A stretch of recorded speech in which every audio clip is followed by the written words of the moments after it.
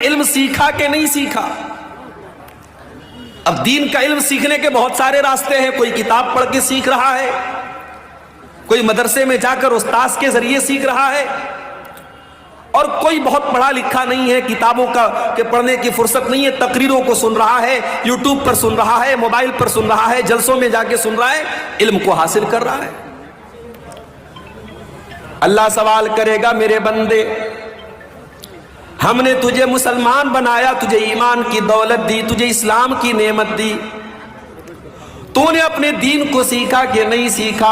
بندہ کہے گا, اللہ میں نے بہت سیکھا, ہر جلسے میں جاتا تھا, ہر تقریر کو سنتا تھا, 3 گھنٹے میں پنڈال کے نیچے بیٹھا رہتا تھا, سر ہلا ہلا کے پوری تقریر میں سنا کرتا تھا, اے اللہ میں نے دین کو برابر سیکھا. دوسرا سوال ہوگا, وَمَاذَا عَمِلَ فِي مَا عَلِمَ, میرے بندے تو نے جو علم حاصل کیا اس علم کے اوپر تو نے عمل کتنا کیا؟ میرے بھائیوں مجھے معاف کرنا, اس سوال کے جواب میں ہم فیل ہو جائیں گے اگر ہم جلسوں کی تقریروں کو ہم نے انٹرٹینمنٹ کا ذریعہ بنایا ہے. یہ اہل حدیث کا جلسہ ہے, علماء یہاں قرآن بیان کر رہے ہیں, نبی کی حدیثیں بیان کر رہے ہیں, یہاں آپ کو دین سکھایا جا رہا ہے.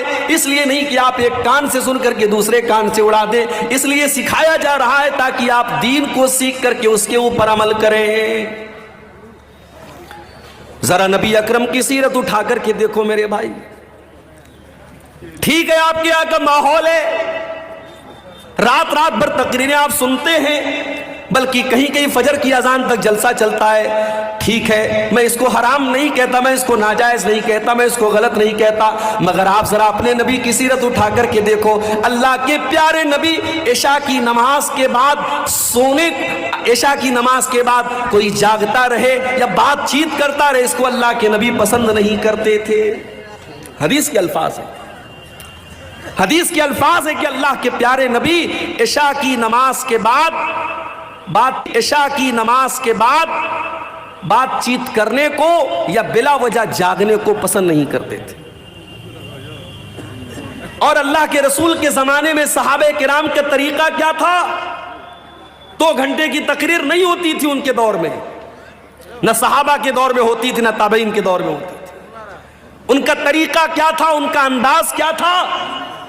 عبداللہ ابن مسعود کہتے ہیں, ہم اللہ کے نبی سے قرآن کی 10 آیتیں سیکھا کرتے تھے, ہم اللہ کے پیارے نبی سے قرآن کی 10 آیتیں سیکھا کرتے تھے, اور جب تک ان 10 آیتوں پر عمل نہیں کر لیتے تھے ہم آگے نہیں بڑھتے تھے. ہم نبی سے 10 آیتوں کو سیکھتے تھے اور ان کے اوپر عمل کرتے تھے, پھر 11ویں کا نمبر آتا تھا. معاف کرنا میرے بھائی, ہماری کمی یہی ہے, اور پانی یہیں پر مر رہا ہے. ہم سننے کے شوقین ہیں, عمل کرنے کے شوقین نہیں ہیں. دعا کرو اللہ نے جس طریقے سے ہمیں جلسوں میں جانے کا شوق دیا ہے, تقریروں کو سننے کا شوق دیا ہے, علماء سے محبت کا جذبہ دیا ہے, اللہ تعالیٰ علماء کی ان صحیح باتوں پر, ان دین کی باتوں پر ہم کو عمل کی بھی توفیق عطا فرمائے. میرے بھائیوں, ایک انسان کی زندگی میں سب سے خطرناک چیز کیا ہے؟ اگر ہم غور کریں, ہماری زندگی میں سب سے خطرناک اگر کوئی چیز ہے, سب سے ڈینجرس, سب سے ہانی کارک, سب سے نقصان دہ اگر کوئی چیز ہے تو اس چیز کا نام ہے گناہ. بھائی جو چیز آپ کو اللہ سے دور کر دے, جو چیز آپ کو شیطان کی گود میں لے جا کے بٹھا دے, جس چیز کی وجہ سے قیامت کے دن آپ ناکام ہو جائیں, وہ چیز آپ کے لیے کبھی فائدے مند نہیں ہو سکتی, وہ دنیا کی سب سے خطرناک چیز ہے.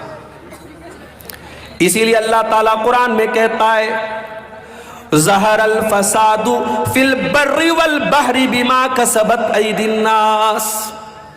میرے بندو, خشکی کے اندر, تری کے اندر, زمین کے اوپر اور سمندر کے اندر جہاں پر بھی تم کو فساد نظر آ رہا ہے, جہاں پر بھی تم کو بگاڑ نظر آ رہا ہے, جہاں پر بھی تم کو تباہی نظر آ رہی ہے, بما کسبت ایدی الناس, یہ لوگوں کے کرتوتوں کا نتیجہ ہے, یہ لوگوں کے گناہوں کا نتیجہ ہے, یہ لوگوں کی بدعمالیوں کا نتیجہ ہے. اور آگے اللہ کیا کہتا ہے؟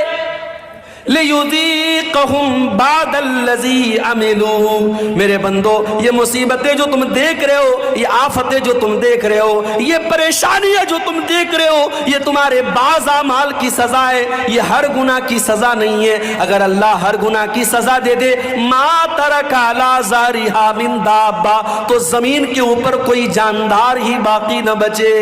کچھ گناہوں کی سزا اللہ دنیا میں دیتا ہے، مصیبتوں کی شکل میں، پریشانیوں کی شکل میں، تباہی کی شکل میں۔ اس کا مطلب یہ ہوا کہ کائنات میں جہاں پر بھی بگاڑ نظر آ رہا ہے، اس کے پیچھے ریزن کیا ہے، کارن کیا ہے، وجہ کیا ہے؟ انسان کے گناہ ہیں، انسان کی نافرمانیاں ہیں۔ اور آگے بڑھیے، قرآن کا پہلا پارہ اٹھائیے۔ وَقُلْنَا يَا آدَمُ اسْكُنْ أَنْتَ وَزَوْجُكَ الْجَنَّةَ فَكُلَا رَغَدًا مِنْ حَيْثُ شِئْتُمَا وَلَا تَقْرَبَا هَذِهِ الشَّجَرَةَ، اے آدم جنت میں آرام سے اپنی بیوی کے ساتھ، حوا کے ساتھ تم رہو، جو چاہے کھا لو، جو چاہے پی لو، جہاں چاہے موج مستی کرو، لیکن اے آدم حوا اس پیڑ کے قریب نہ جانا، اس درخت کے قریب نہ جانا۔ اللہ نے منع کر دیا ایک پیڑ کے بارے میں، اس پیڑ کے قریب مت جانا۔ اب ہمارا نوجوان کیا پوچھتا ہے؟ شیخ صاحب اس پیڑ کا نام کیا تھا؟ تجھے کھانا ہے کیا؟ کیوں پوچھتا ہے؟ ہماری عادت ہے فضول سوالات کرنے کی، جس سوال کا کوئی مقصد نہیں وہ سوال کرتے۔ آدم علیہ السلام کو اللہ تعالیٰ نے ایک پیڑ کے قریب جانے سے منع کیا، پیڑ کس چیز کا تھا، اس کا کیا مطلب ہے؟ اللہ نے پیڑ کا نام نہیں لیا ہے، ہمیں جاننے کی ضرورت بھی نہیں ہے۔ اللہ نے کہا آدم اے حوا اس پیڑ کے قریب نہ جانا، اگر جاؤ گے فَتَكُونَا مِنَ الظَّالِمِينَ تو تم ظالموں میں سے ہو جاؤ گے۔ فَأَزَلَّهُمَا الشَّيْطَانُ عَنْهَا فَأَخْرَجَهُمَا مِمَّا كَانَا فِيهِ، شیطان نے ہمارے باپ آدم کو اور ہماری ماں حوا کو دونوں کو بہکا دیا۔ عوام میں یہ بات بھی مشہور ہے کہ ابلیس نے حضرت حوا کو بہکایا اور حضرت حوا نے آدم کو بہکایا۔ یہ غلط بات ہے، یہ قرآن کے خلاف بات ہے۔ قرآن کہہ رہا ہے دونوں کو بہکایا، دونوں کی کامن غلطی تھی، صرف حوا کی غلطی نہیں تھی، یہ آدم کی بھی غلطی تھی، یہ حضرت حوا کی بھی غلطی تھی۔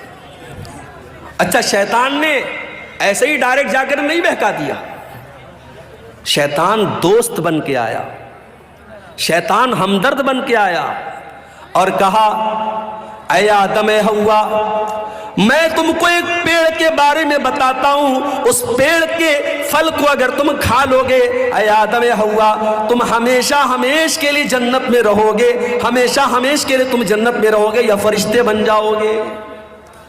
غور کرو، شیطان ہمارے باپ آدم کو بہکا بھی رہا ہے تو کیا کہہ کے بہکا رہا ہے؟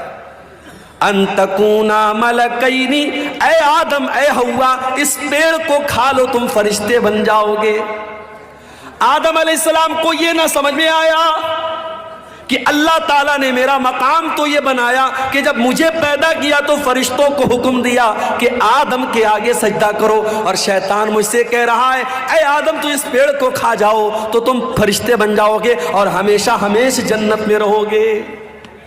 اللہ نے اس سے بڑا مقام دیا تھا، لیکن شیطان نے ایسی پٹی پڑھائی کہ ہمارے باپ آدم کو سمجھ میں نہیں آیا۔ پتہ یہ چلا میرے بھائی ہم اسی آدم کی اولاد ہیں اور ہم بھی شیطان کے آگے بے بس ہو جاتے ہیں اور کمزور پڑ جاتے ہیں اور اکثر شیطان کی چالوں میں آ جاتے ہیں۔ اور یہ بھی پتہ چلا شیطان دشمن بن کر کے نہیں آتا، شیطان دوست بن کر کے آتا ہے۔ وَقَاسَمَهُمَا إِنِّي لَكُمَا لَمِنَ النَّاصِحِينَ، شیطان نے قسم کھائی، کہا اے آدم میں قسم کھاتا ہوں اللہ کی، میں تمہارا بھلا چاہتا ہوں، میں تمہارا برا نہیں چاہتا ہوں۔ ہمارے سامنے کوئی اللہ کی قسم کھا لے، میں مارکیٹ میں جاتا ہوں، سامان خرید لیا، سامان کا ریٹ پوچھا دکاندار سے، اس نے کہا 100 روپے کا ہے، مجھے لگا یار کچھ مہنگا مل رہا ہے، میں نے کہا یار 90 کا دے دو، کہتا ہے مولوی صاحب اللہ کی قسم میں نے 80 کا خریدا ہے۔ اب مولوی صاحب دکان پر گئے, دکاندار نے اللہ کی قسم کھا لی, تو مولوی صاحب تو بیچارے مولوی صاحب ہوتے ہیں, اللہ کا نام سن کے پگھل جاتے کہ بیچارہ قسم کھا رہا ہے تو جھوٹ تو نہیں بول رہا ہوگا. اللہ والے اللہ کے نام پر بڑی آسانی سے بیوقوف بن جاتے ہیں. یہ جملہ نوٹ کر لو, اللہ والے اللہ کے نام پر بہت آسانی سے بیوقوف بن جاتے ہیں. حیدرآباد جیسی سرزمین پر میں گیا, وہاں لوگوں نے بتایا مولوی صاحب بڑی بڑی داڑھی والے اور ماتھے پر سجدے کا نشان رکھنے والے آج بزنس میں حالت یہ ہے, لاکھوں اور کروڑوں کا لوگوں کا مال لے کر کے بیٹھے ہوئے ہیں, دکان بند کر کے غائب ہیں اور لوگ پریشان ہیں. کتنے لوگوں نے مال بیچا ہے, پیسہ لینے کے لیے جا رہے تو دکان بند ہے, داڑھی اتنی بڑی ہے اور سجدے کا نشان اتنا بڑا ہے. آدمی دھوکا کھا گیا کہ اتنا نیک انسان ہے, یہ تو فراڈ نہیں کرے گا, یہ تو دھوکا نہیں کرے گا. میرے بھائیوں, اللہ والے اللہ کے نام پر بڑی آسانی سے بیوقوف بن جاتے ہیں. ابلیس نے قسم کھائی, کہا میں تمہاری بھلائی چاہتا ہوں. آدم علیہ السلام نے اس کی بات مان لی اور اس پیڑ کو کھا لیا جس پیڑ کے قریب بھی جانے سے اللہ نے منع کیا تھا. اچھا, اللہ نے یہ نہیں کہا مت کھاؤ, اللہ نے یہ بھی نہیں کہا اے آدم پھل مت توڑو, اللہ نے کہا پھل کے قریب بھی مت جاؤ. آپ کہیں دیکھتے ہوں گے جہاں الیکٹرک پول ہوتا ہے اور وہاں پہ کرنٹ اور پاور ہوتا ہے تو اس پہ لکھا رہتا ہے خطرہ, بڑے بڑے دو اس میں کھوپڑی بنی رہتی ہے اور دو ہڈیاں بنی رہتی ہیں اور بیچ میں لکھا رہتا ہے خطرہ, تاکہ آدمی دور سے الرٹ ہو جائے کہ اس میں خطرہ ہے. جس گناہ کے بارے میں اللہ کہہ دے قریب مت جاؤ, اس کے قریب بھی نہیں جانا چاہیے. میرے نوجوان ساتھیوں, آج سماج میں زناکاری اور بدکاری عام ہوتی چلی جا رہی ہے اور آج موبائل کا استعمال زناکاری کے ایک آلے کے طور پر ہو رہا ہے. آج موبائل پر ہونے والی ایک چیٹنگ کہاں پر جا کے ختم ہوتی ہے کوئی نہیں جانتا.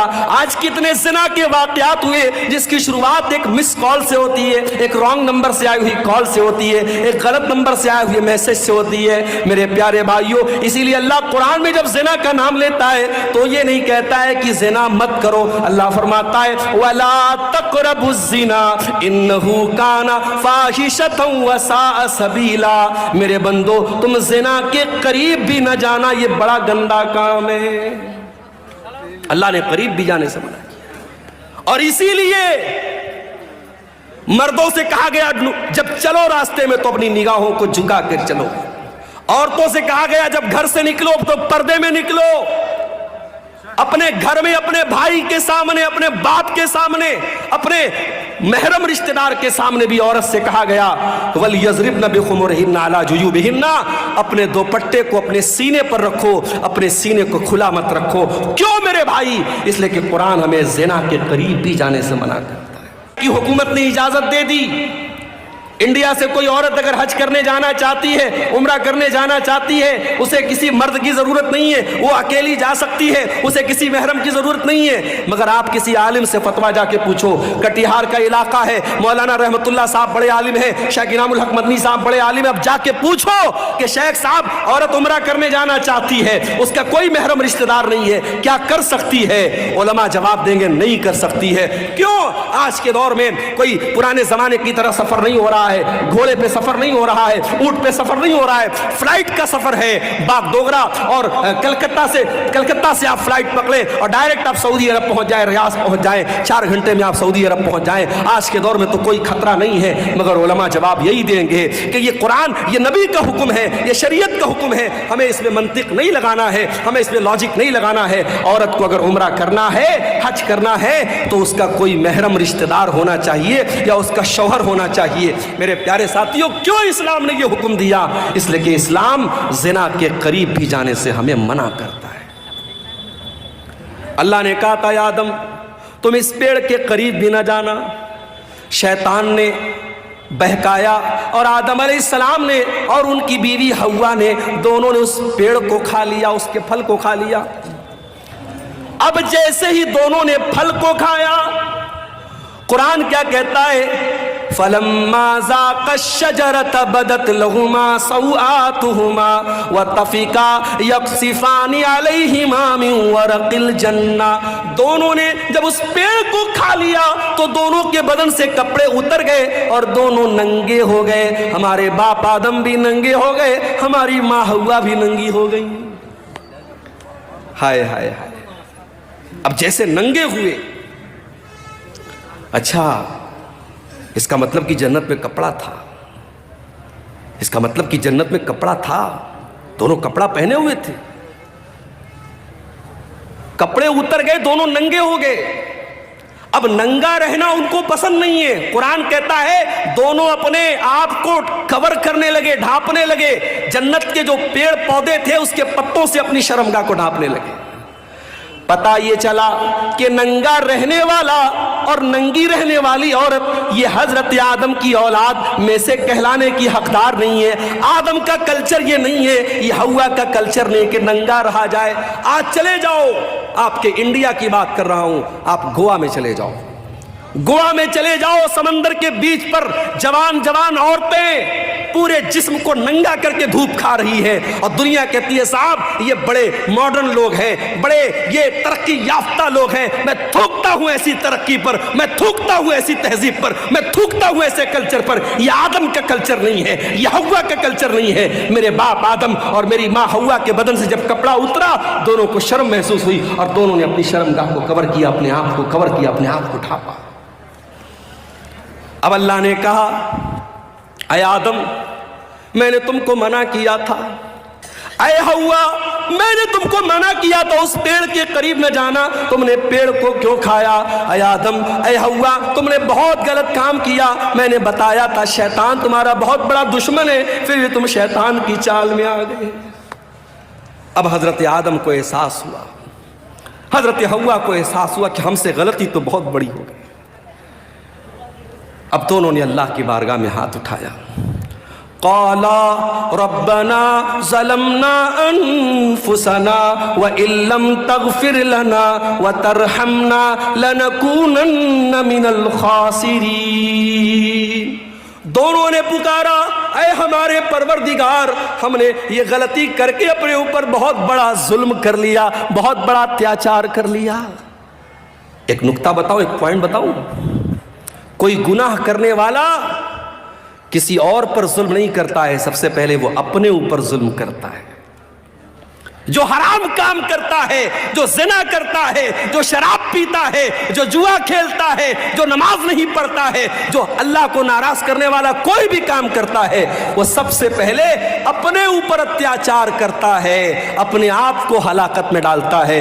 ہمارے باپ آدم کی دعا ہمیں یہ سبق دے رہی ہے, ربنا ظلمنا انفسنا, اے ہمارے پروردگار ہم نے اپنے جان کے اوپر ظلم کیا ہے, وَإِن لَمْ تَغْفِرْ لَنَا وَتَرْحَمْنَا, اور اے اللہ اگر تو نے ہمیں معاف نہ کیا اور تو نے ہم کو نہیں بخشا, تو نے ہم پر رحم نہ کیا, لَنَكُونَنَّ مِنَ الْخَاسِرِينَ, اے اللہ ہم سے زیادہ خسارے والا, ہم سے زیادہ نقصان والا کوئی نہیں ہوگا. اللہ نے توبہ قبول کی. دیکھو غلطی تو ابلیس نے بھی کی تھی. اللہ نے ابلیس سے کہا تھا آدم کو سجدہ کرو, ابلیس نے کہا میں نہیں کروں گا, ابلیس نے سجدہ نہیں کیا. غلطی ابلیس نے بھی کی, غلطی آدم نے بھی کی, مگر ابلیس کا طریقہ یہ ہے کہ غلطی کر کے ڈھٹائی کرو, چوری کر کے سینہ زوری کرو, گناہ کر کے گناہ کی دلیل دو. اور آدم کا طریقہ یہ ہے گناہ ہو جائے, غلطی ہو جائے, خطا ہو جائے, اللہ سے معافی مانگ لو. میرے بھائیو اب جو آدم کی اولاد ہے, جو آدم سے اپنا رشتہ جوڑتا ہے, اس سے اگر کبھی گناہ ہو جائے تو وہ توبہ کر لے. اسی لیے اللہ کے پیارے نبی فرماتے ہیں کل بنی آدم خطاء وخیر الخطائین التوابون, اے آدم کی اولاد تم سب کے سب گنہگار ہو, تم سب کے سب خطا کار ہو. آدم کا ہر بیٹا خطا کار ہے, حوا کی ہر بیٹی خطا کار ہے. اگر کوئی کہتا ہے صاحب مولوی صاحب میں نے آج تک کبھی کوئی گناہ نہیں کیا ہے, ضرور ہے میرے بھائی. یہ الگ بات ہے کسی کے دھبے نظر آتے ہیں اور کوئی چمکیلا کپڑا پہن کے اور وائٹ کلر کا کرتا پہن کے اور بہترین ٹوپی لگا کے نکلتا ہے. اس کا کپڑا اور اس کا اجلا کپڑا اس کے دامن کے سیاہ اس کے کارناموں کو چھپا لیتا ہے، مگر دامن سب کا گندا ہے میرے پیارے بھائیوں. اللہ کے نبی کہہ رہے ہیں آدم کے تمام بیٹے خطا کار ہیں، لیکن ہاں سب سے بہترین خطا کار وہ ہے التوابون، جو خوب توبہ کرتا ہو، جو خوب اللہ سے معافی مانگتا ہو. میرے پیارے ساتھیوں، گناہ ہو سکتا ہے، گناہ کرنے کے بعد انسان کو توبہ کر لینی چاہیے. جانتے ہو گناہوں کی وجہ سے دنیا میں جتنی قومیں تباہ ہوئیں سب گناہ کی وجہ سے تباہ. قوم عاد کا نام سنا ہے؟ ارے آج یہ دنیا کی وہ طاقتیں جو غریب مجبوروں کو مار رہی ہیں، بے قصوروں کو مار رہی ہیں، جا کے بتا دو ان سے کبھی دنیا میں کوئی قوم عاد بھی آئی تھی؟ ایسی قوم تھی کہ بڑے بڑے پہاڑوں کو کاٹ کے مکان بناتی تھی، اور قوم عاد کے لوگ کہتے تھے من اشد منا قوہ، ہم سے پاورفل کوئی نہیں ہے، ہم سے طاقتور کوئی نہیں ہے، ہم سے شکتیشالی کوئی نہیں ہے. جانتے ہو اللہ نے انجام کیا کیا؟ فَأَمَّا عَادٌ فَأُهْلِكُوا بِالطَّاغِيَةِ، اللہ نے ایسا عذاب بھیجا کہ آسمان سے قوم عاد کے اوپر ایسی چنگھاڑ کی آواز آئی، ایسی آواز آئی، ان آواز کو سن کر کے ان کے کان کے ساتھ ساتھ ان کے دل بھی پھٹ گئے، ان کے کلیجے پھٹ گئے اور وہ وہیں پر مر گئے. ایسی آواز آئی آسمان سے، اپنے آپ کو طاقتور کہنے والے قوم عاد، ان کے کلیجے پھٹ گئے اور وہ مرے پڑے رہ گئے. وَأَمَّا سَمُودُ وَأَمَّا عَادٌ فَأُهْلِكُوا بِرِيحٍ صَرْصَرٍ عَاتِيَةٍ سَخَّرَهَا عَلَيْهِمْ 7 لَيَالٍ و8 أَيَّامٍ حُسُومًا فَتَرَى الْقَوْمَ فِيهَا سَرَعًا. قوم سمود کے اوپر عذاب آیا، آسمان سے آواز آئی. اور قوم عاد کے اوپر کیا عذاب آیا؟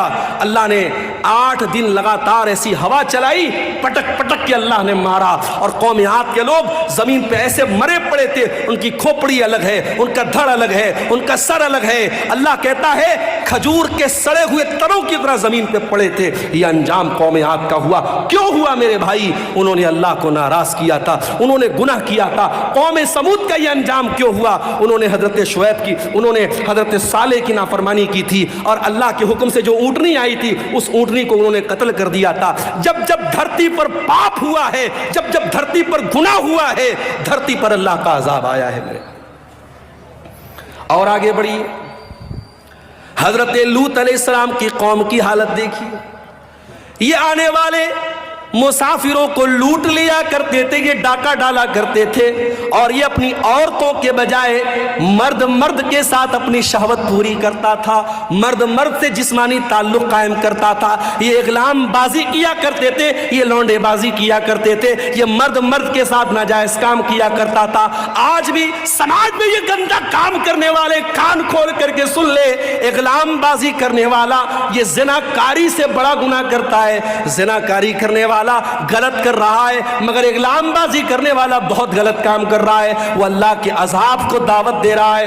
حضرت لوط علیہ السلام کی قوم نے جب یہ گندا کام کیا تو جانتے ہو ان کا انجام کیا ہوا؟ ان کے اوپر آسمان سے پتھروں کی بارش کی گئی اور اللہ نے پوری ان کی بستی کو پلٹ دیا. اور آج بھی سعودی عرب کے سفر پہ آپ چلے جائیں تو وہاں آپ کو وہ جگہ مل جائے گی، اور وہاں پہ ڈیڈ سی کے نام سے وہ جگہ ہے، اور اس ڈیڈ سی جس کو کہتے ہیں بحر مردار، اس پانی کے اندر آج بھی اس بستی کے اوشیش پائے جاتے ہیں، اس علاقے کی چیزیں پائی جاتی ہیں جو ہزاروں سال پہلے جس کو اللہ تعالیٰ نے عذاب بھیجا تھا اور پوری بستی کو الٹ دیا تھا. میرے بھائیوں، جس نے اللہ کی فطرت کو بدل دیا، جو کام عورت کے ساتھ اور بیوی کے ساتھ کرنا چاہیے وہاں مرد کے ساتھ کرتا تھا، اللہ نے اس کی سزا کیا دی؟ اللہ نے آسمان سے پتھر برسایا اور پوری بستی کو الٹ دیا.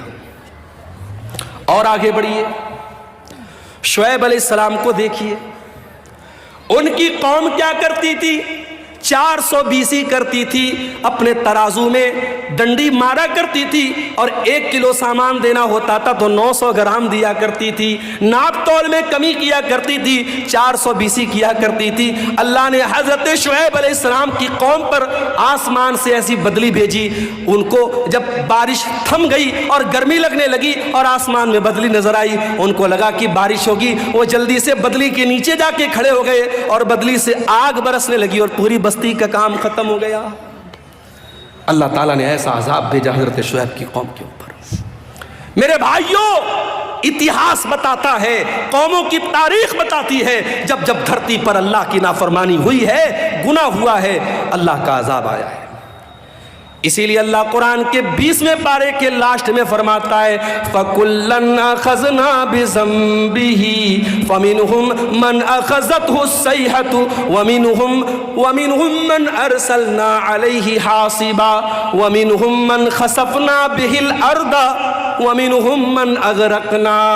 میرے بندو, ہم نے ہر قوم کو جس کو ہلاک کیا اس کے گناہ کی وجہ سے ہلاک کیا. کسی کے اوپر آسمان سے پتھر برسایا, کسی کے اوپر آسمان سے آواز آئی, اور کسی کو زمین میں دھسا دیا, اور کسی کو سمندر میں ڈوبا ڈوبا کے مار دیا. ایک صاحب تھے, ان کا نام تھا فرعون. وہ کیا کرتا تھا؟ بچوں کو مروا دیتا تھا, بچوں کو مروا دیتا تھا. اچھا, فرعون کا نام ہم سنتے ہیں کہ بڑا ظالم ہے, اور اسرائیل کا نام آتا ہے تو ہمارے کچھ لوگ یوٹیوب پر اور ٹویٹر پہ کہتے ہیں آئی اسٹینڈ ود اسرائیل, میں اسرائیل کے ساتھ کھڑا ہوں. ارے ظالموں, یہ بحث چھوڑ دو. اسرائیل میں ظلم کس کے اوپر ہو رہا ہے, کس کمیونٹی پر ہو رہا ہے, کس قوم پر ہو رہا ہے, یہ سوچو. پچھلے چند مہینوں میں غازہ کی سرزمین پر ہزاروں چھوٹے چھوٹے بچے مار دیے گئے. ان کی کٹی پھٹی لاشیں جا کے دیکھ لو میرے بھائی, آپ کے منہ سے نوالا نہ اترے گا, آپ کے حلق سے کھانا نہ اترے گا. ارے بچوں کی کیا غلطی ہوتی ہے میرے بھائی؟ بچے تو سب کے پیارے ہوتے ہیں. کہیں اسکول ہوتا ہے روڈ پر تو سرکار وہاں پہ بورڈ لگاتی ہے کہ گاڑی دھیرے چلائیے, یہاں بچوں کا اسکول ہے. بچوں کے ڈاکٹر کے یہاں جاؤ تو بڑے بڑے وہاں پہ بورڈ لگے رہتے ہیں, keep silent, there are children, خاموش رہیے, یہاں پر بچے ہیں. بچوں سے ہم اتنا پیار کرتے ہیں, بچوں کا اتنا خیال کرتے ہیں. میرا پروگرام ہونے والا ہے میرٹھ کی سرزمین پر 17 تاریخ کو. ابھی آج وہاں سے فون آیا کہ پرمیشن نہیں ملا. میں نے کہا کیوں نہیں ملا؟ بولے 18 تاریخ کو ایگزام ہونے والا ہے اور پرشاسن نے کہا کہ ہم آپ کو پرمیشن نہیں دے سکتے, بچوں کو رات میں ایگزام کی تیاری کرنا ہوگا, آپ لاؤڈ اسپیکر لگائیں گے, بچے تیاری نہیں کر پائیں گے. اتنا بچوں کا لوگ خیال کرتے ہیں. ہزاروں لاکھوں بچے مار دیے گئے, ان کی لاشیں بے گور و کفن پڑی ہے میرے بھائیوں, اور آج دنیا اس کا سپورٹ کر رہی ہے. ایک فرعون, اس کو لوگ گالی دیتے بڑا ظالم تھا. ارے فرعون تو بچوں کو مرواتا تھا, بچیوں کو نہیں مرواتا تھا. اس کو کسی نے بتایا تھا کہ تیری حکومت میں ایک بچہ پیدا ہوگا جو آگے چل کے تیری حکومت کو ختم کر دے گا. اپنے آپ کو رب کہتا تھا, اپنے آپ کو خدا کہتا تھا, مگر اتنا بزدل تھا. جب اس کو بتایا کسی جوتشی نے کہ تیری حکومت میں ایسا بچہ پیدا ہوگا, اس نے آرڈر دے دیا, سارے بچوں کو مروانے کا آرڈر دے دیا. مگر اللہ کی قدرت دیکھو میرے بھائی کہ اس نے اتنے بچوں کو مروایا, مگر حضرت موسیٰ علیہ السلام کو اللہ کو بچانا تھا. اللہ نے کیسے بچایا, لمبا واقعہ ہے, میں وہ آپ کو ادھر نہیں لے کے نہیں جانا چاہتا ہوں. کس طریقے سے فرعون کے محل میں اور فرعون کے پیسے سے حضرت موسیٰ کی پرورش ہوتی ہے. اور یہی فرعون جب موسیٰ علیہ السلام اس سے آ کے کہتے ہیں کہ اے فرعون, میں اللہ کا رسول ہوں, میں رب العالمین کا رسول ہوں, تو فرعون اللہ کا مذاق اڑاتا ہے, کہتا ہے وما رب العالمین, اے موسیٰ کون رب العالمین؟ میں سب کا رب ہوں, میں جلاتا ہوں, میں مارتا ہوں. وَهَذِهِ الْأَنْهَارُ تَجْرِي مِن تَحْتِي, اے موسیٰ میں مصر کا بادشاہ ہوں, اور یہ بڑی بڑی ندیاں میرے محل کے پاس سے گزرتی ہیں. میں ان نہروں کا مالک ہوں, میں ان ندیوں کا مالک ہوں. اے موسیٰ تو ڈھنگ سے بول بھی بھی نہیں سکتا ہے، تو کیا میرا مقابلہ کرے گا؟ اے موسیٰ کون ہے تیرا اللہ؟ اے حامان جلدی سے سیڑھی لاؤ، میں چڑھ کے دیکھوں کہ موسیٰ کا رب کیا کر رہا ہے، موسیٰ کا اللہ کیا کر رہا ہے۔ اس نے اللہ کا مذاق اڑایا، اس نے موسیٰ کے رب کا مذاق اڑایا۔ اللہ نے انجام کیا کیا؟ اسی فرعون کو جو اپنی حکومت پر بڑا ناز کیا کرتا تھا، اللہ نے پانی میں ڈوبو ڈوبو کر کے مار دیا۔ وَمِنْهُمْ مَنْ أَغْرَقْنَا، ہم نے بہت سارے لوگوں کو زمین میں ڈوبا ڈوبا کے مار دیا۔ اللہ کا عذاب میرے بھائی گناہوں کی وجہ سے آتا ہے۔ یہ گناہ بڑے خطرناک ہوتے ہیں میرے بھائی۔ ہمارے گھر میں کاکروچ آ جائیں ہم دوا لاتے ہیں، ہمارے کمرے میں چوہا آ جائے ہم چوہے کو پکڑنے کی مشین لاتے ہیں۔ کیوں؟ کیونکہ ہم یہ مانتے ہیں کہ ہمیں نقصان پہنچا رہا ہے۔ یہ چوہے ہمارے کھانے پینے کی چیزوں کو کتر جائیں گے، ہمارے کپڑوں کو برباد کر دیں گے، ہم ان کے لیے انتظام کرتے ہیں۔ میرے بھائی ہم چوہوں کو بھگانے کا انتظام کرتے ہیں، ہم کیڑوں کو بھگانے کا انتظام کرتے ہیں، ہم مچھروں کے لیے مچھردانی کا انتظام کرتے ہیں، اور دنیا کی سب سے خطرناک چیز ہے گناہ۔ ہم گناہ سے بچنے کی کوئی کوشش نہیں کرتے۔ سب سے خطرناک چیز ہے گناہ میرے بھائی۔ اور جانتے ہو گناہ کا اثر باڈی پر بعد میں پڑتا ہے، گناہ کا اثر سب سے پہلے دل پر پڑتا ہے۔ اور نوٹ کر لو میری بات، میں نوجوانوں سے کہنا چاہتا ہوں کبھی خوبصورتی پر ناز مت کرنا، کبھی اپنے حسن پر ناز مت کرنا۔ اللہ کو خوبصورتی اور حسن سے مطلب نہیں ہے، اللہ کو تمہارے دل سے مطلب ہے۔ ان اللہ لا ينظر الى صورکم واجسامکم، اللہ کے نبی فرماتے ہیں اللہ تمہارے چہروں کو نہیں دیکھتا ہے، اللہ تمہارے جسم کو نہیں دیکھتا ہے، اللہ تمہارے دل کو دیکھتا ہے۔ اسی لیے اللہ کے نبی فرماتے ہیں انسان کی باڈی میں، انسان کے شریر میں ایک حصہ ایسا ہے اذا صلحت صلح الجسد کلہ، اگر وہ صحیح ہے تو انسان کی باڈی صحیح ہے، اگر وہ گڑبڑ ہے تو انسان کی باڈی گڑبڑ ہے۔ الا وہی القلب، اللہ کے نبی اپنے سینے کی طرف اشارہ کر کے فرماتے ہیں او لوگوں وہ دل ہے، وہ دل ہے، وہ دل ہے۔ دل کا درست ہونا بڑا ضروری ہے۔ قیامت کے دن اللہ یہ نہیں پوچھے گا تم فیئر اینڈ لولی لگاتے تھے کہ نہیں لگاتے تھے، فیئر اینڈ ہینڈسم لگاتے تھے کہ نہیں لگاتے تھے، تم فیس ماسک سے اپنا منہ دھلتے تھے کہ نہیں دھلتے تھے، میری بہنوں تم کتنی دیر میک اپ کرتی تھی آئینے کے سامنے کھڑے ہو کر کے، اللہ یہ نہیں پوچھے گا، اللہ کیا تو دل دیکھا جائے گا۔ اسی لیے ابراہیم علیہ السلام دعا کرتے ہیں اے پروردگار ولا تخزنی یوم یبعثون یوم لا ينفع مال ولا بنون الا من اتى اللہ بقلب سلیم۔ اے اللہ مجھے تو قیامت کے دن رسوا نہ کرنا، مجھے تو قیامت کے دن ذلیل نہ کرنا۔ اے اللہ قیامت کے دن نہ مال کام آئے گا نہ اولاد کام آئے گی، اے اللہ قیامت کے دن تو وہی کامیاب ہوگا جو صاف ستھرا دل لے کر کے آئے گا۔ جب انسان گناہ کرتا ہے تو دل ناپاک ہو جاتا ہے، دل گندا ہو جاتا ہے، سب سے پہلے دل پر اثر پڑتا ہے۔ اسی لیے قرآن کا پہلا پارہ اٹھاؤ، اللہ تعالیٰ جب یہودیوں کے گناہوں کا تذکرہ کرتا ہے، جب یہودیوں کی نافرمانیوں کا تذکرہ کرتا ہے تو اللہ کیا فرماتا ہے ثم قست قلوبکم من بعد ذالک فہی کالحجارۃ او اشد قسوا۔ اے یہودیوں تم نے اتنے گناہ کیے، تم نے اتنی نافرمانیاں کی کہ تمہارے دل تو پتھروں سے بھی زیادہ سخت ہو گئے۔ وَإِنَّ مِنَ الْحِجَارَةِ لَمَا يَتَفَجَّرُ مِنْهُ الْأَنْهَارُ، ارے پتھر تو کچھ ایسے بھی ہوتے ہیں پتھر کے اندر سے نہر جاری ہونے لگتی ہے۔ وَإِنَّ مِنْهَا لَمَا يَشَّقَّقُ فَيَخْرُجُ مِنْهُ الْمَاءُ، ارے پتھر تو کچھ ایسے بھی ہوتے ہیں پتھر میں سے سوراخ ہو جاتا ہے، پتھر میں سے پانی نکلنے لگتا ہے۔ وَإِنَّ مِنْهَا لَمَا يَهْبِطُ مِنْ خَشْيَةِ اللَّهِ، اور پتھر تو کچھ ایسے بھی ہوتے ہیں جو اللہ کے خوف سے جھک جاتے ہیں، مگر انسان کا دل جب سخت ہو جاتا ہے تو پتھر سے بھی زیادہ کٹھور ہو جاتا ہے۔ گناہ سے بچاؤ میرے بھائی اپنے آپ کو، گناہ انسان کے دل کو سخت بنا دیتا ہے۔ اور یاد رکھو جب گناہ کرتے کرتے انسان کا دل سخت ہو جاتا ہے، پھر عبدالغفار صاحب 1.5 گھنٹے تقریر کریں، مولانا جرجی صاحب 2 گھنٹے تقریر کر لیں، مولانا معراج ربانی صاحب 3 گھنٹے تقریر کر لیں، کوئی دنیا کا بڑا سے بڑا عالم آ جائے اور تقریریں کرتا رہے، دل کی دنیا نہیں بدلتی ہے، کیونکہ دل کالا ہو چکا ہے میرے پیارے بھائی۔ اللہ کے پیارے نبی فرماتے ہیں جب بندہ کوئی گناہ کرتا ہے، نُقِطَتْ فِي قَلْبِهِ نُقْطَةٌ سَوْدَا، اس کے دل کے اوپر ایک کالے رنگ کا دھبا ڈال دیا جاتا ہے، اس کے دل پر ایک کالے رنگ کا دھبا پڑ جاتا ہے۔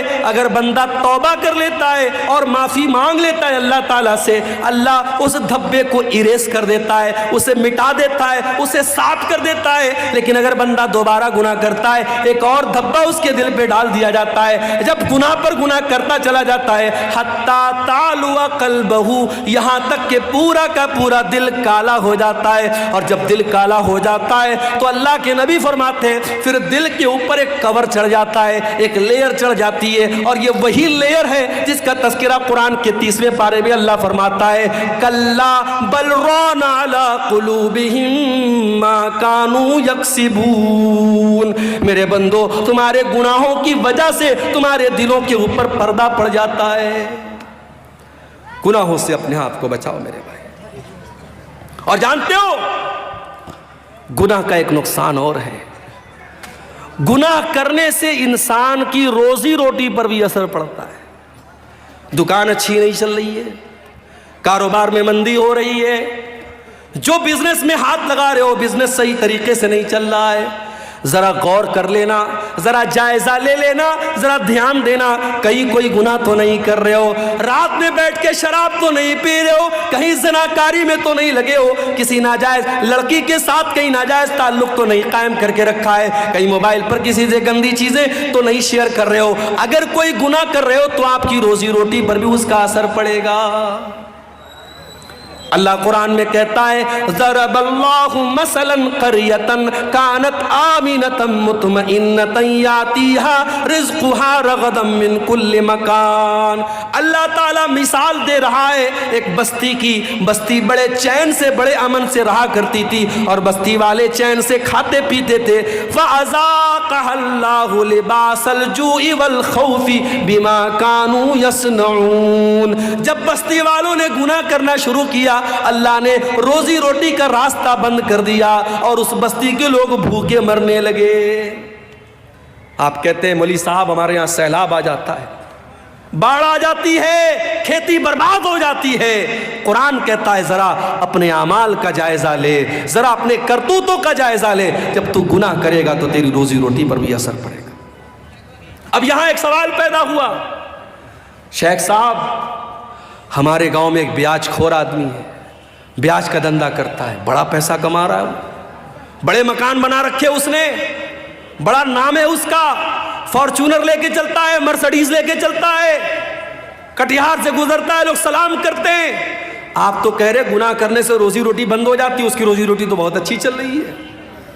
آئیے اس کا بھی جواب دے دیتا ہوں۔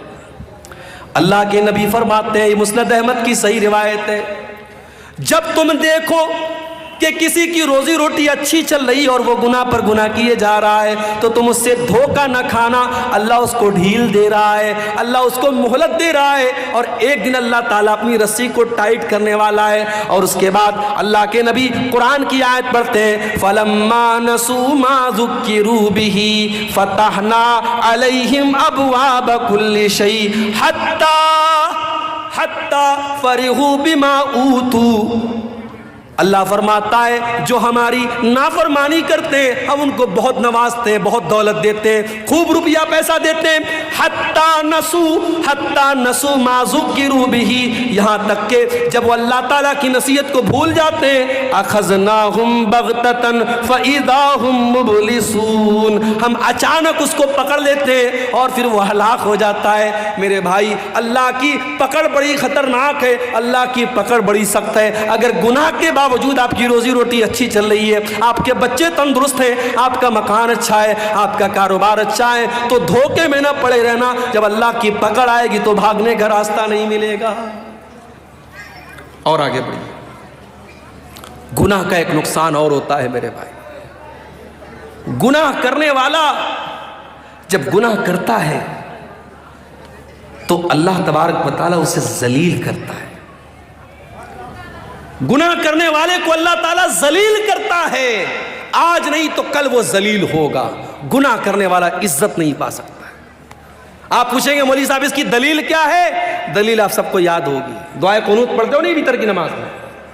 کتنے لوگوں کو دعائے قنوت یاد ہے؟ ذرا ہاتھ اٹھاؤ تو دیکھوں بھائی سیما پور والوں کو کتنے لوگوں کو دعائے قنوت یاد ہے؟ ماشاءاللہ ایک آدمی نے ہاتھ اٹھایا ہے. بند کرا دیجئے بھائی صاحب جلسہ کرانا. اگر اتنے جلسے کرانے کے باوجود اگر آپ کو ویتر میں پڑھی جانے والی دعائے قنوت یاد نہیں ہے تو یہ بہت افسوس کی بات ہے میرے بھائی. اس کا مطلب کہ ہم خالی سر ہلانے کے لیے جلسے میں آتے ہیں, ہم کو تو دین کی بیسک بات بھی نہیں معلوم ہے, دعائے قنوت یاد نہیں ہے. اللہم اہدنی فی من ہدیت وعافنی فی من عافیت وتولنی فی من تولیت وبارک لی فی ما اعطیت وقنی شر ما قضیت فانک تقضی ولا یقضى علیک انہ لا یذل من والیت ولا یعز من عادیت تبارکت ربنا وتعالیت. بڑی پیاری دعا ہے.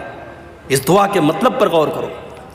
اے اللہ تو مجھے ہدایت دے دے اور مجھے ان لوگوں میں شامل کر دے جن کو تو نے ہدایت دی ہے.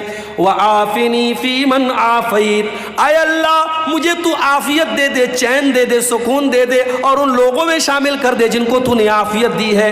وتولنی فی من تولیت, اور اے اللہ تو جس سے محبت کرتا ہے, تو جس کو دوست بناتا ہے, اے اللہ ان لوگوں میں تو مجھ کو بھی شامل کر دے. وبارک لی فی ما اعطیت, اے اللہ تو نے جو دیا ہے اس میں تو مجھ کو برکت دے دے. وقنی شر ما قضیت, اور اے اللہ جو تو فیصلہ کرتا ہے اپنے فیصلے میں کوئی اگر ایسا فیصلہ ہے جو میرے حق میں برا ہے, اے اللہ تو اس سے بچا لے. فَإِنَّكَ تَقْضِي وَلَا يُقْضَى عَلَيْكَ, اے اللہ سب کا فیصلہ تو کرتا ہے, تیرا فیصلہ کوئی نہیں کر سکتا ہے. إِنَّهُ لَا يَذِلُّ مَن وَالَيْتَ, اے اللہ تو جس سے دوستی کر لے, تو جس سے محبت کر لے, اے اللہ وہ انسان کبھی ذلیل نہیں ہو سکتا. وَلَا يَعِزُّ مَنْ عَادَيْتَ, اور اے اللہ تو جس کو دشمن بنا لے وہ کبھی دنیا میں عزت نہیں پا سکتا. گناہ کرنے والا ذلیل ہوتا ہے میرے بھائی. وَمَن يُهِنِ اللَّهُ فَمَا لَهُ مِن مُكْرِمٍ, اللہ تعالیٰ جس کو ذلیل کر دے اسے دنیا میں کوئی عزت دینے والا نہیں ہے. گناہ کی وجہ سے انسان ذلیل ہوتا ہے. گناہ کا ایک نقصان اور ہے, گناہ کرنے والے کی زندگی میں پیسہ آ سکتا ہے, دولت آ سکتی ہے, شہرت آ سکتی ہے, نام کما سکتا ہے, مگر سکون کبھی نہیں آ سکتا ہے. وہ دولت کمائے گا پھر بھی راتوں میں اس کو نیند نہیں آئے گی, اس کے بچے اس کے نافرمان ہو جائیں گے, اس کی بیوی اس سے بے وفائی کرے گی, اس کے گھر میں دولت ہوگی, شہرت ہوگی, سب کچھ ہوگا, مگر چین اور سکون نہیں ہوگا. اسی لیے اللہ قرآن میں کہتا ہے وَمَنْ أَعْرَضَ عَنْ ذِكْرِي فَإِنَّ لَهُ مَعِيشَةً ضَنْكًا, او لوگو جو میرے ذکر سے منہ موڑے گا, جو میری شریعت کو چھوڑ دے گا, ہم اس کی زندگی سے سکون کو ختم کر دیں گے. وَنَحْشُرُهُ يَوْمَ الْقِيَامَةِ أَعْمَى, اور قیامت کے دن ہم اس کو اندھا بنا کر کے اٹھائیں گے. قَالَ رَبِّ لِمَ حَشَرْتَنِي أَعْمَى, وہ بندہ کہے گا اے اللہ تو مجھ کو اندھا بنا کے کیوں اٹھا رہا ہے, میں تو دنیا میں اچھا بھلا دیکھا کرتا تھا. اللہ فرمائے گا قَالَ كَذَلِكَ أَتَتْكَ آيَاتُنَا فَنَسِيتَهَا وَكَذَلِكَ الْيَوْمَ تُنْسَى, اللہ فرمائے گا میرے بندے میری آیتیں تیرے سامنے پڑھی جاتی تھی, تو دیکھ کر کے اندیکھا کر دیتا تھا, تو اندھا بن جاتا تھا, تو مجھ کو بھول گیا, میں تجھ کو بھول گیا. تو گناہ کرنے سے سکون ختم ہوتا ہے. اور ایک بڑا خطرناک پوائنٹ بتا رہا ہوں, نوٹ کر لو. گناہ کا ایک بہت بڑا نقصان بتا رہا ہوں, گناہ کرنے والا نیکی سے محروم ہو جاتا ہے. آج کے دور میں کوئی کہتا ہے صاحب فجر میں نیند نہیں کھلتی. کیوں نہیں کھلتی بھائی؟ تم کو 3 بجے کٹیہار سے ٹرین پکڑنی ہے, گوہاٹی جانا ہے, بنارس جانا ہے, دلی جانا ہے, تو 2 بجے اڑ جاتا ہے اور اپنے گھر سے نکلتا ہے کہ مجھے کٹیہار 1 گھنٹہ پہلے نکلنا ہے, ٹرین مجھے پکڑنی. کیسے اڑ جاتا ہے؟ فجر میں نہیں اٹھتا ہے. کیوں نہیں اٹھتا ہے؟ گناہ کی وجہ سے اللہ تجھے فجر کی نماز سے محروم کر رہا ہے۔ یاد رکھو میرے بھائی، جب انسان گناہ کرتا ہے اللہ تعالیٰ اس سے اچھے کام کی توفیق چھین لیتا ہے۔ اور بڑے پوائنٹ